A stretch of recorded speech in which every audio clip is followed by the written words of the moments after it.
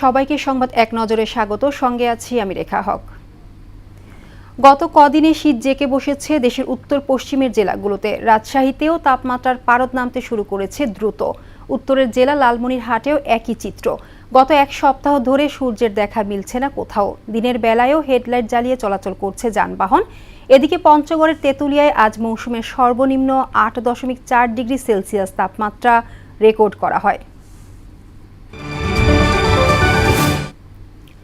Jail জরিমানা নয়, সচেতনতাই পারে হর্ন বাজানোর সংস্কৃতি বন্ধ করতে।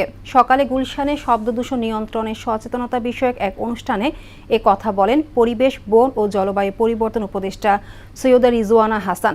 হর্ন বাজানো অভ্যাসে পরিণত হওয়ায় নতুন প্রজন্ম মানসিক অস্বস্তি নিয়ে বেড়ে উঠছে বলেও মন্তব্য করেন তিনি।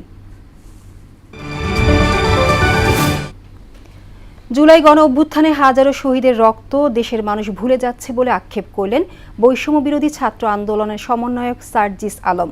সকালে রাজধানীর কাকরাইলে গণ অভ্যুত্থানে শহীদ ও আহতদের আকাঙ্ক্ষা বাস্তবায়নে ছাত্র জনতার রক্তের স্পিরিট ধরে রেখে যে কোনো ষড়যন্ত্র মোকাবেলায় প্রত্যয় ব্যক্ত করেন তিনি।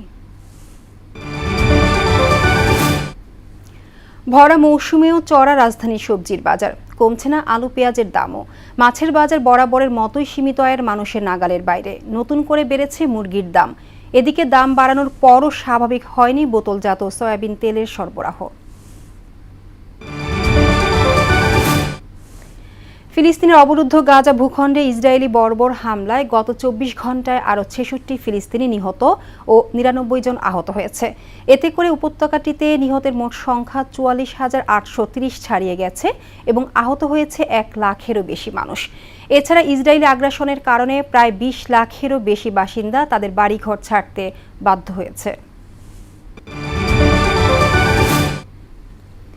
বাংলাদেশের বিপক্ষে 3 ম্যাচের টি-20 সিরিজ সামনে রেখে রবম্যান পাওয়েলের নেতৃত্বে 15 সদস্যের দল ঘোষণা করেছে ওয়েস্ট ইন্ডিজ। এতে প্রথমবারের মতো ডাক পেয়েছেন কেসি কার্টি। এছাড়াও চোট কাটিয়ে দলে ফিরছেন জনসন চার্লস। তবে নেই শাই হোপ ও শারফেন রাদারফোর্ড। এই ছিল সংবাদ এক নজরে।